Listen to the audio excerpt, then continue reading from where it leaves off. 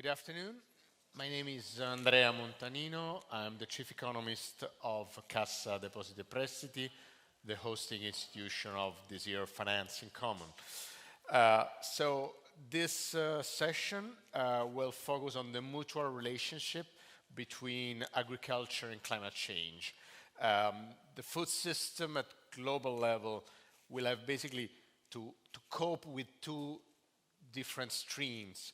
On one side, have to increase production output because human population is growing. On the other side, has to decrease its impact on environment. So we will discuss how to handle these two apparently opposite direction. Of course, improved technologies and farming practices could help reduce greenhouse gas emission from agriculture and land use, lowering also pressure on natural resource use from food production.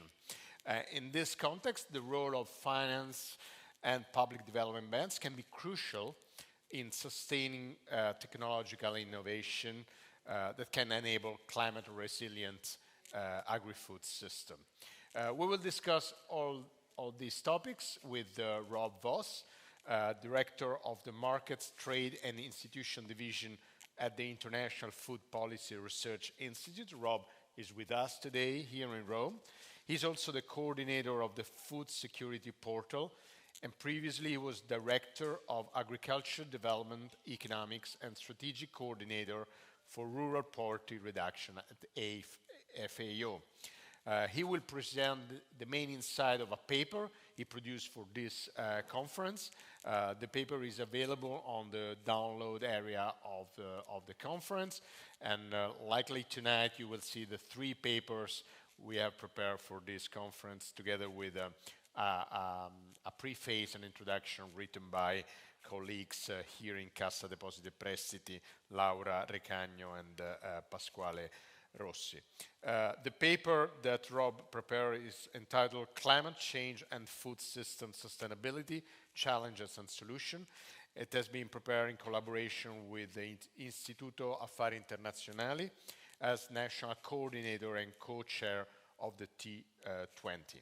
So I will leave the floor to Rob, to his presentation, then we'll have a panel discussion with three guest speakers. Thank you very much, and so it's my pleasure to be here in Rome, back in Rome. I used to live here for a couple of years. It's also very grateful to see this summit that finance and agriculture come together.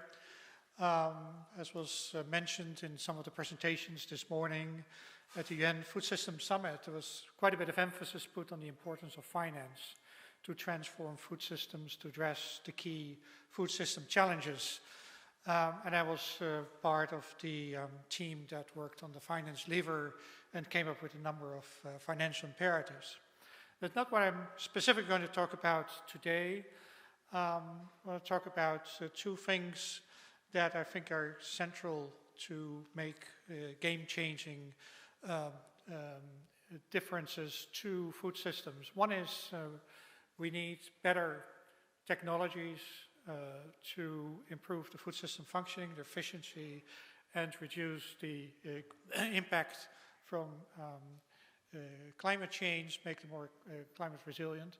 And second, we need better incentives and to market players, both producers and consumers, to transform food systems.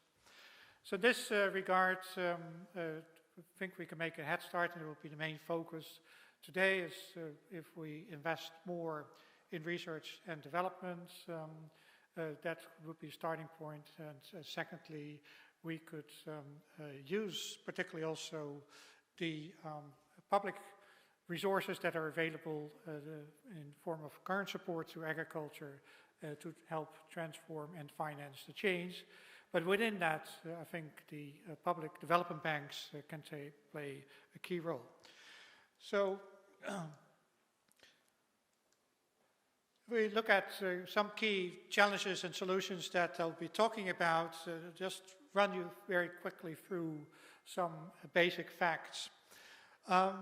First, if you're worried about will the world be able to produce enough food to feed everyone, well, by historical trends, we can easily do that, right? So production, agriculture, and food production have increased about almost 4 times since the early 1960s, whereas the world population has grown by 2.5 times. So if we can keep this pace, then that should be entirely feasible. And we can also do it without necessarily having to use a lot more agricultural land, since also over these periods, agricultural land has only expanded by 6%, despite the invasion has done in form of deforestation and so on. So it's a small increase. So in principle, it should be possible, but there are critical challenges out there. First is, and that's what we'll focus on mostly, is climate change. So if we also look over the past 50, almost 60 years, climate change is already affecting agriculture productivity. According to the graph on the right-hand side, on average, about 20% of agriculture productivity growth has been lost because of climate impacts and weather shocks, and that ranges to over 40% in some parts of the world, particularly in developing countries in tropical agriculture that's most affected. So if we just take the 20%, that's doing away with a whole decade of technological progress, and we can only expect, and that's also this graph makes clear, as this impact is increasing and intensifying as we speak. So it's not just that climate change is a future problem for agriculture, it's already an existing problem that we need to face. The third aspect, of course, we'll know that agriculture and food systems are a major driver of global warming.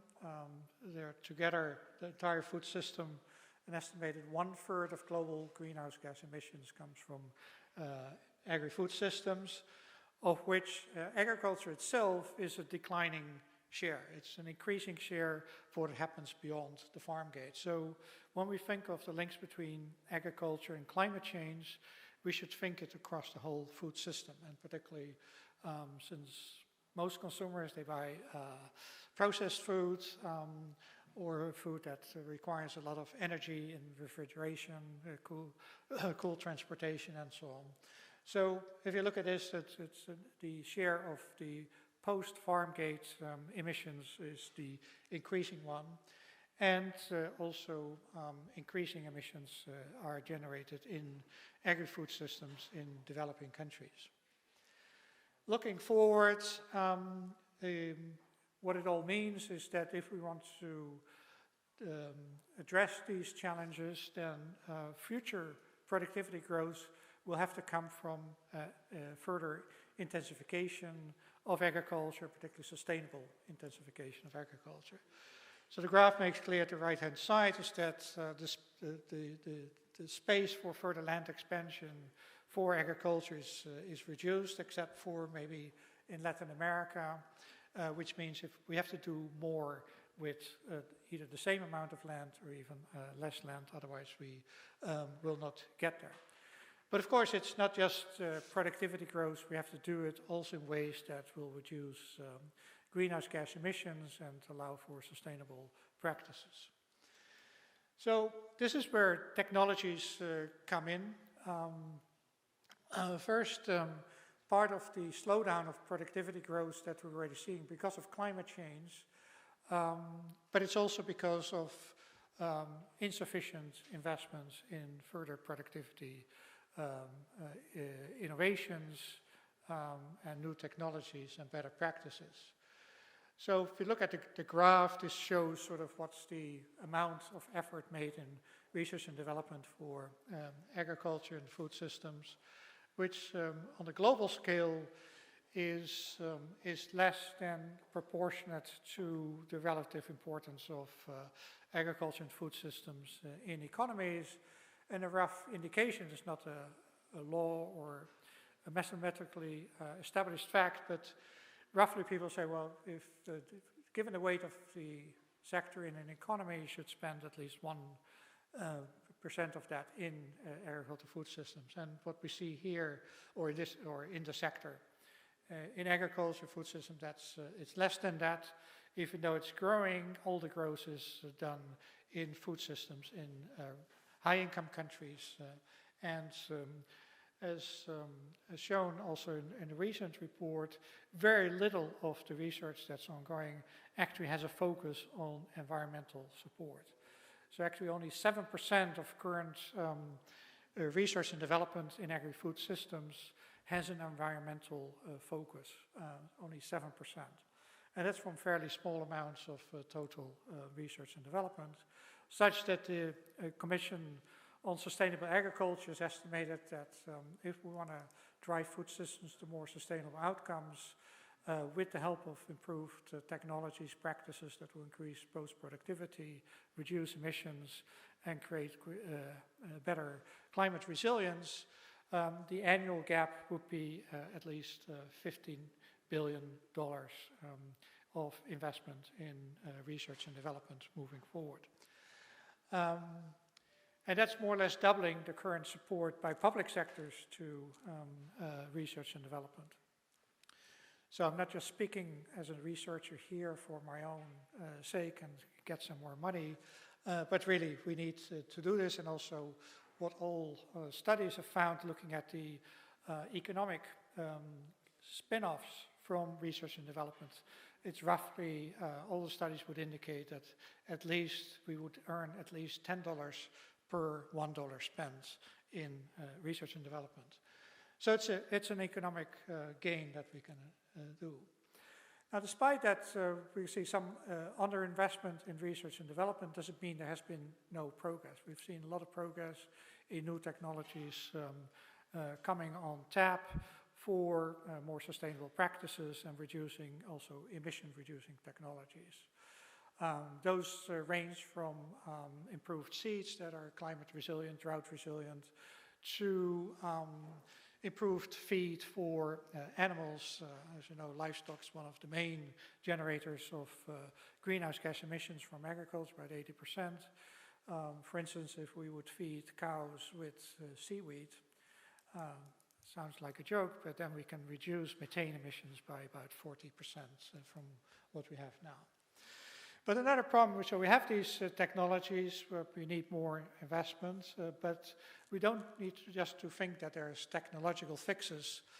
We need also the right incentives and create the conditions for the adoptions of the improved technologies. So the ones I mentioned are the ones already available, can be used, but it not always happens in practice because either farmers cannot be certain that they will have these productivity gains, whether in the markets they will, consumers will be willing to buy those foods produced that way.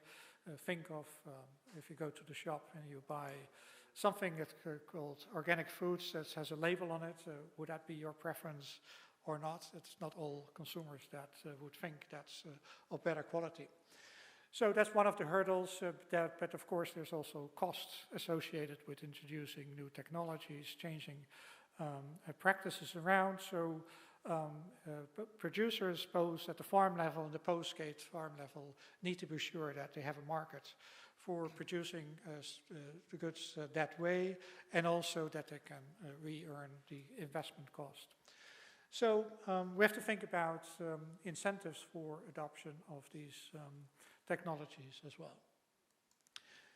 So here comes into play a discussion about repurposing current support of agricultural subsidies, which is vast amounts of money that governments around the world provide in form of support, mostly to farmers and to agricultural producers. In 2018 to 2020, on average, the spending for more than 50 countries, which is data available, amounted to more than $700 billion. Right? So if we compare that with the promised climate funds as part of the Paris Agreement, that would at maximum yield $100 billion for the fund and not necessarily spendable every year. But this is what governments already spend on agriculture and food systems every year, more than $700 billion. And most of that is in the form of what we call market distorting support measures, subsidies tied to output levels, to input use, and most of that not necessarily conducive of more sustainable practices. So in the study, which was earlier referred to by Mari Pengusto of the World Bank, that we did together with the World Bank, we studied, well, what can we do better with these subsidies without jeopardizing productivity and income support in the farm sector, but do better in terms of overall outcomes for food systems. So briefly, I'll just summarize a few findings which we've done. Of course, this is all in the future, so with model-based analysis, bringing together a number of scenarios and assumptions about how those support measures could be used differently. So we looked at a number of options. First, what would happen if you just take away all these subsidies? Would that be any better? If the subsidies are no good at the moment, and how much difference would it make? What if we would focus the subsidies just on those crops that are low on emissions, or whether we would pay farmers like one of the proposals for the reform of the Common Agricultural Policy of the European Union is to support farmers only if they show they do at least 25% organic farming and reduce significantly the use of chemical pesticides and fertilizers. Or, and then I'll come to that, is also a scenario where we would double the spending on sustainable research and development to close this gap of $15 billion, which I mentioned before, and compensate farmers for the extra cost of introducing these technologies, as well as introduce some improvements in rural infrastructure, which all could be easily done with the $700 billion per year. That's my role. Yeah.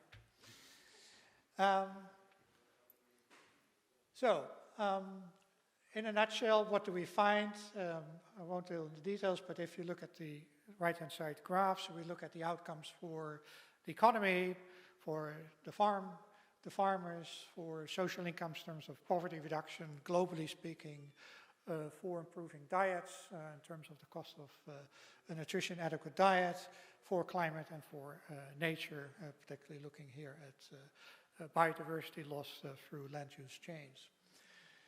So briefly, and of course you could expect that answer from what I just said before, if we take the latter scenario, we invest a lot more in research and development that's both productivity enhancing, emission reducing, and good for greater climate resilience, as well as compensate particularly farmers that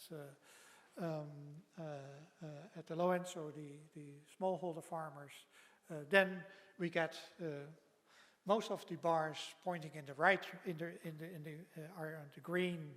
The green ones are those that move in the right direction. So we could roughly reduce greenhouse gas emissions from agriculture by 40% over the next 20 to 30 years.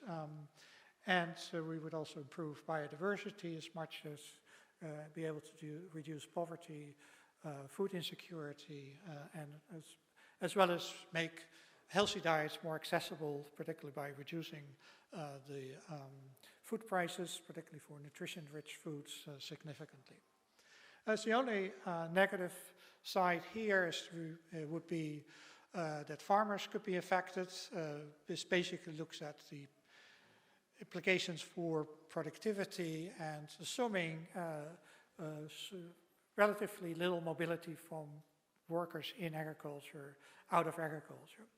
So that drives down average per capita incomes at the farm level, but that could be compensated further by additional either payments to farmers or income support, or more importantly, by creating more jobs in rural economies that are outside of agriculture. So what I'm trying to show here is this possible scenario how we could give guidance to policymakers to rethink the current support for much better outcomes, basically in a win-win scenario for the environment, for health of people, and for also in terms of economic outcomes. So what's the role for multilateral and national public development banks? I would think in 3 areas. Particularly these require adoption of new technologies and think long term. And that's where the public financial institutions would come in. And they could do it at least in 3 ways. The key thing is, and that's also why currently there's underinvestment and lack of finance to agriculture sectors. It's considered a too risky sector, and even more so with the risk of climate change. So if we can invest a lot more in, and these banks would also finance a lot more investments in climate smart agriculture, would be a direct way of de-risking agriculture and food systems. Second, using blended finance mechanisms, particularly made accessible to smallholder farmers, could then also help those farmers adopt more sustainable practices with accessible finance. And lastly, I think it's been effective in other places as well to issuance of use the capital of the public banks to issue green bonds for sustainable investment. I'm running out of time, so in conclusion, smart repurposing could help in the ways that I've said, but it would require, with a big emphasis on developing new technologies, innovations that are both, that's important, not just sustainable, but also productivity enhancing. Right? Although productivity enhancing, normally speaking, should also be make things more sustainable. You should do things with less resources, but that's not always directly equatable. So both efficiency enhancing and making it more climate resilient. But we have to do probably more. We have to also work on the consumer side to influence consumer behavior and do further development of agri-food systems, as you mentioned before, because it's not just agriculture, but it's the entire agri-food system that needs to become climate resilient and also reduce greenhouse gas emissions. And lastly, it will have to come with not just the public, changing the public support, the public subsidy programs, but also with long-term financing to facilitate the adoption of sustainable practices. Now, I know doing this is a nice story, it's an easy story. What I showed is assuming that all countries in the world are willing to do this. This is a global scenario. And of course, these policies and also interventions are at the national level, so we have to convince national stakeholders to do the same. For that, we need concerted efforts and a lot of international coordination. But if we don't do it that way, then we won't find necessarily all these win-win solutions. And we have to think long-term, and that's where the public development banks come in, because they think long-term, whereas commercial financiers typically don't think long-term. So that's where we have to come together, and hopefully we can transform food system to become more sustainable, and both for the health of people and for the health of the planet. Thank you. Thank you. Thank you, Rob, for your presentation. I invite all of you, of course, to read the paper that you can download from the website of the conference. Basically, my main takeaway is that you have to invest in new technologies and you have to rethink the subsidy system. These are key to cope with the dilemma between containing greenhouse gases emission on one side and the other side to give food for all. And I would say quality food for all. So thank you very much again. I will now ask To show a live question, we would like, before opening the panel with our three guests that I see on the screen, but we have a question that if it's possible to put online, I don't know whether it's working or not. If you can see on the screen, or maybe we can do later, because I would like the audience to give its insight. Here it is. So basically, of course, there are many, many challenges for public development banks. Public development banks cannot do everything. And I would like to see whether we are able to provide a prioritization. So the question that is online, I hope it's online because I don't see on my screen and I don't see there, is this: what do you expect to be the priority for public development banks in promoting sustainable agriculture? There are three options: significantly reduce climate-altering emission, option B, assure food security, and option C, improve innovation in production practices. If you can see on your screen, there should be a QR code where you can scan and vote. If you cannot see, we'll try later to do so. In the meanwhile, I want to introduce my panelists. You can see, I think they are in 3 different continents right now. Debora Revoltella is Chief Economist at the European Investment Bank. Debora, I think you are in Luxembourg. Yes. Hello. Eric Parrado Herrera is the Chief Economist and Director of the Research Department at the Inter-American Development Bank. Maybe you're in Washington. Hello. And Elizabeth Sidiropoulos, Chief Executive, South African Institute of International Affairs and co-chair Think 20 Africa Standing Group. And you are, Elizabeth, in? Johannesburg. Frankfurt? Johannesburg. Johannesburg, okay. So we have the 3 continents, perfect. Thank you very much. So the first question is basically the same for all of you. I would like to just give a brief comment on what you have heard from Rob in the presentation of his paper. Maybe, Debora, we can start from you. Thank you very much. I found an extremely interesting presentation that brought the clear message that agriculture and food production are key to the global fight against climate change, but also the reverse message that food security in the context of climate change requires sorry thinking and much more innovation. And this perfectly fits with our internal a priori and our own experience at the European Investment Bank.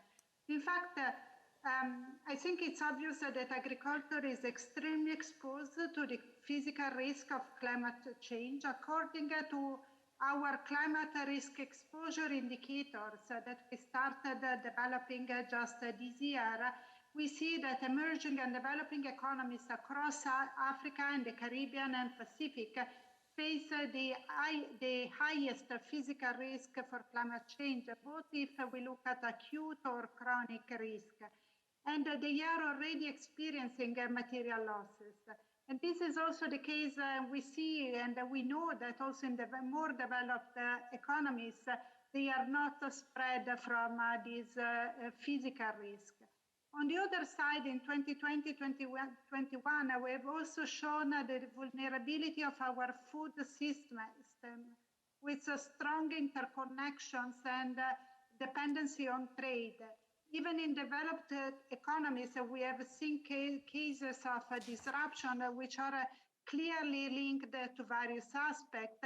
But even in Africa, we have seen that even if hunger has been eradicated and the focus of policy has been shifting to food securities, we cannot completely eliminate the risk. And we see countries like Madagascar that are now at a high risk of climate change-induced famine.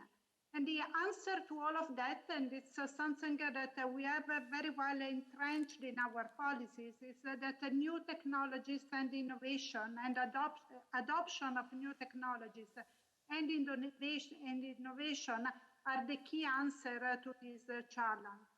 And then the question is, why is investment so important?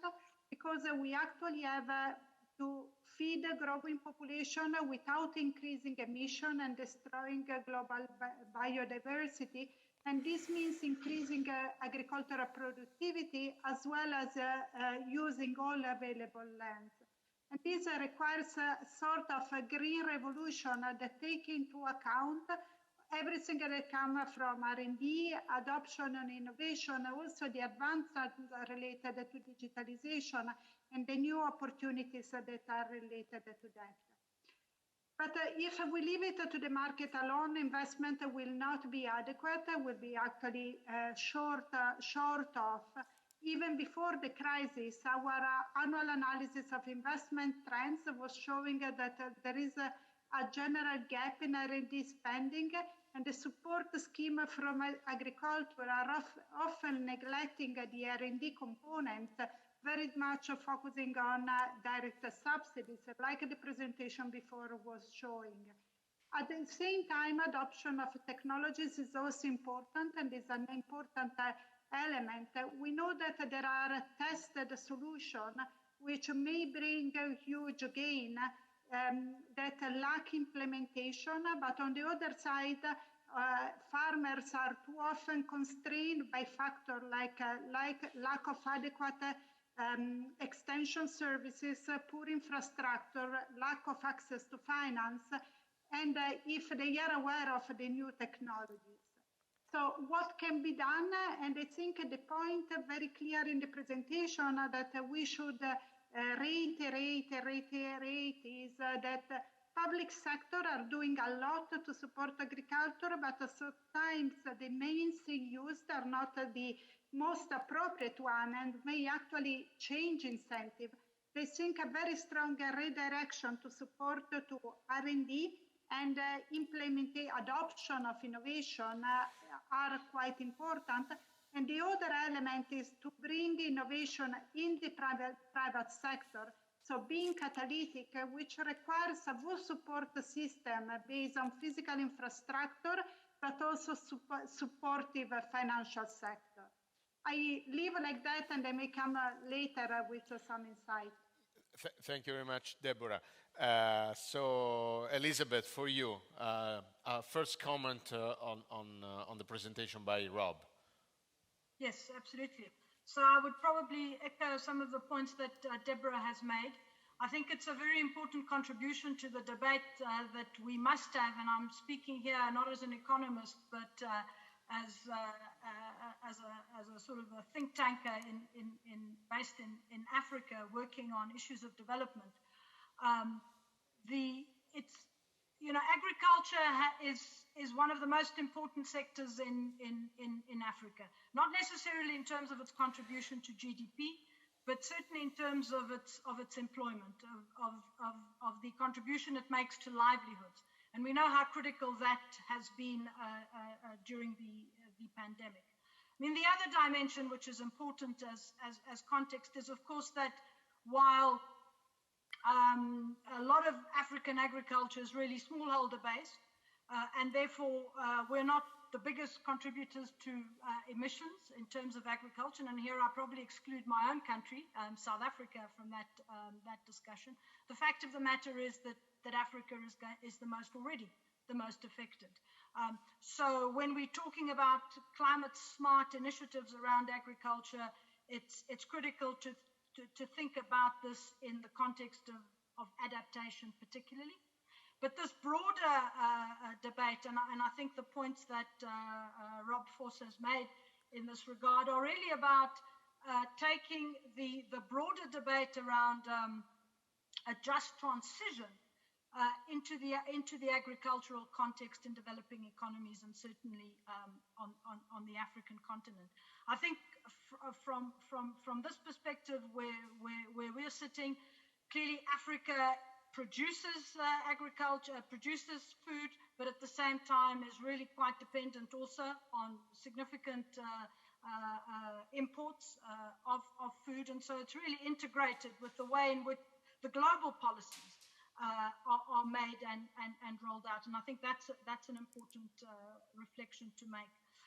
the other point I want to reflect on is that over the last probably nearly 20 years now, there's been a lot of thinking at the regional, at the continental African level around how we build up agricultural efficiencies and production on the continent. And there have been a number of plans and programs that and sort of targets that have been set.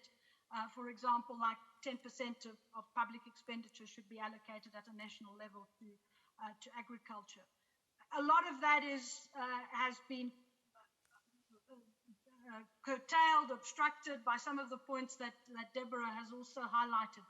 But I think now, when the debate around this nexus between food systems and climate change and agriculture is really rising to the fore, and a lot of it, I think, has happened over the last 18 months.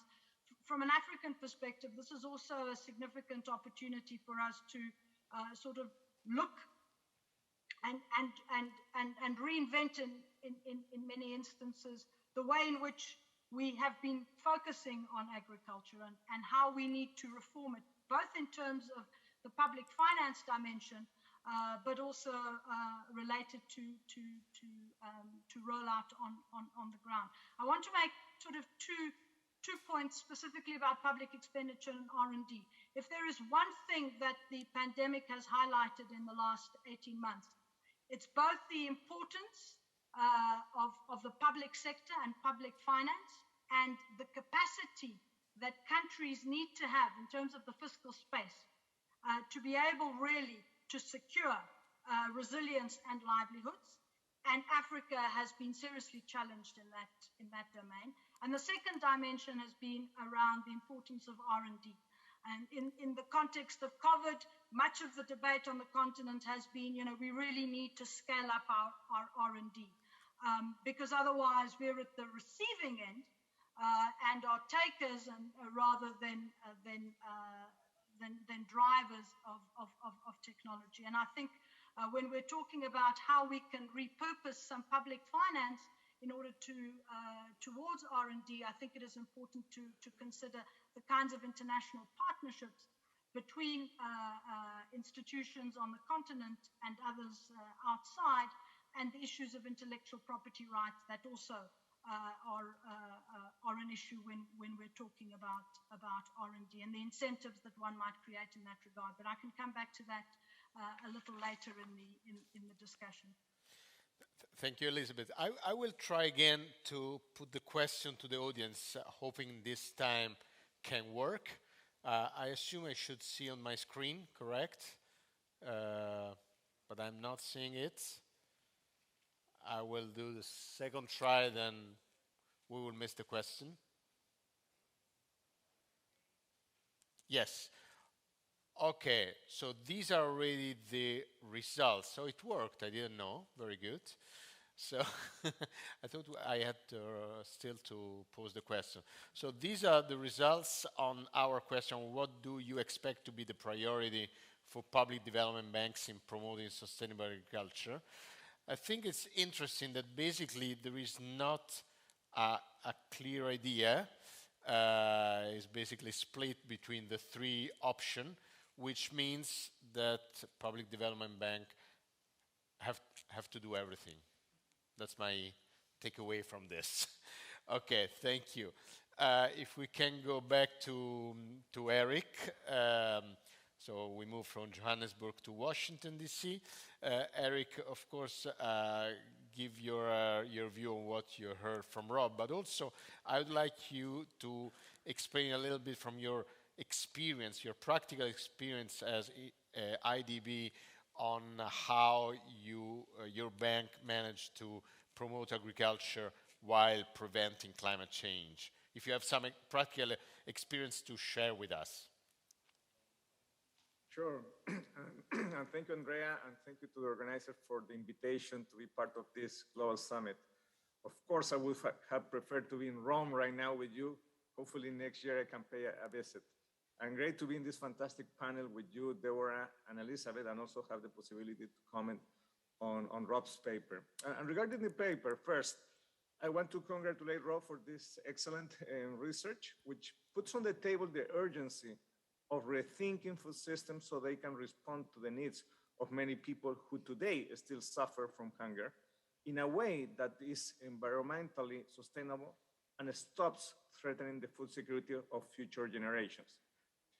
What stands out most about Rob's presentation is that it presents a rigorous review of policy measures that have been applied to mitigate environmental damage caused by food systems and lays the foundation to select viable policy solutions in the future. In that regard, Rob points out the importance of strengthening investment in research and development, which in line with the evidence presented by the paper has proven to be key to developing agricultural innovations that have allowed increases in productivity and decreases in emissions. And this is very important for Latin America and the Caribbean and also other developing countries, where investment in R&D in agriculture is very low, around 0.7% of agricultural GDP, and hasn't grown over time, while in advanced countries it exceeds 3% of GDP. Given this, fiscal resources should be sought to strengthen R&D in agriculture, and one way to do this could through reallocations in agricultural budgets, which in many countries is concentrated on direct subsidies. And direct supports, as shown by Rob, are more likely to end up reinforcing production models with high environmental costs rather than facilitating the transition. In contrast, R&D spending and the provision of public goods, especially infrastructure, are key to reducing emissions and enhancing productivity.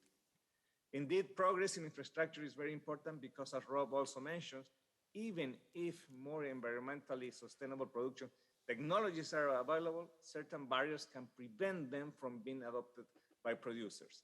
In many cases, due to inadequate or weak infrastructure, but also due to low access to credit.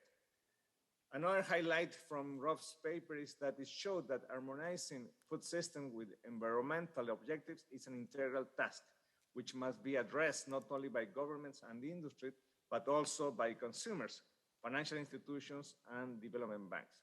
So this is regarding my initial comments of Rob's paper. And regarding the experience of the Inter-American Development Banks, the field experience in terms of what we are trying to do and what are the best instruments to tackle agriculture and at the same time prevent climate change, is that the bank's experience throughout all its projects, not the agriculture sector, points out to one crucial element for sustainability. If you want the result of one operation to be sustained over time, you need ownership by the government and beneficiaries. So this is very, very important, like a key message. And this applies to operations in agriculture, as I said before, but also on climate mitigation. And while it's true that the agriculture sector is an important contributor to climate change, it should be seen as part of the solution too. Agriculture emits about 25% of LAC's greenhouse gas emissions. If we include land use change, mostly deforestation, it's 42%, so it's a lot. But at the same time, agriculture is perhaps the only economic sector that, as a result of its income-generating activities, can capture and store carbon in the soil through the roots of trees and pastures. And this is crucial for environmental service. Agroecological practices capture carbon, such as agroforestry and silvopastoral livestock breeding, also have the potential of increasing productivity and income, at least among small producers. Hence, they are a win-win solution, but it's yet to be seen whether they can be scaled for large-scale production. Another area where important gains can be made is in terms of efficiency. Many producers throughout the region have low levels of technical efficiency, which means that through technology adoption and better management practices, they could produce the same with less inputs. Most notably, the use of fertilizers can and should be improved, as its excessive use is a source of nitrous oxide. The bank has financed several programs to promote technology adoption, including climate-smart technologies, which have proved to be effective at increasing productivity and income with a smaller environmental footprint. In addition, the bank is also working with the National Institutes of Agricultural Research to develop locally suited technologies that increase efficiency and reduce the environmental impact of agriculture. But the responsibility not only lies with producers, the entire food system must take part. In that sense, increasing efficiencies in the entire system is very important too, to reduce food loss and waste and to improve efficiencies in the transportation and distribution of foods. As always, knowledge is power, and I'm the chief economist of the Inter-American Development Bank. I am the general manager of the research department, so for us, knowledge is power. And in order to know where the largest inefficiencies are, what the largest sources of GHG emissions are, and where to make the investment with the largest returns in terms of climate change mitigation, you need information and you need research. And the bank finances the production of high-quality information about the sector, socioeconomic and environmental variables indicating current and future conditions. And this information is key to prioritize investment and is, unfortunately, still a big gap in several parts of the region. Thank you very much, Andrea. Thank you very much, Eric. So I think we are at the end of our discussion because we are running out of time here in Rome. I think the main conclusion I have, what at least I've learned in this discussion, is that it's time to really increase investment in research and development and technologies in agriculture. It's probably the only way to cope the what I call the dilemma between polluting more and eating less, or something like that. Maybe repurposing of subsidies can be a way to push for this kind of investment. The open question I still have is how National Promotional Bank and banks and the private sector can push towards more investment in R&D. I hope to receive an answer during the rest of this conference. In the meanwhile, thank you, Rob. Thank you, Elizabeth. Thank you, Eric. And thank you, Debora. Have a good day. Thank you very much.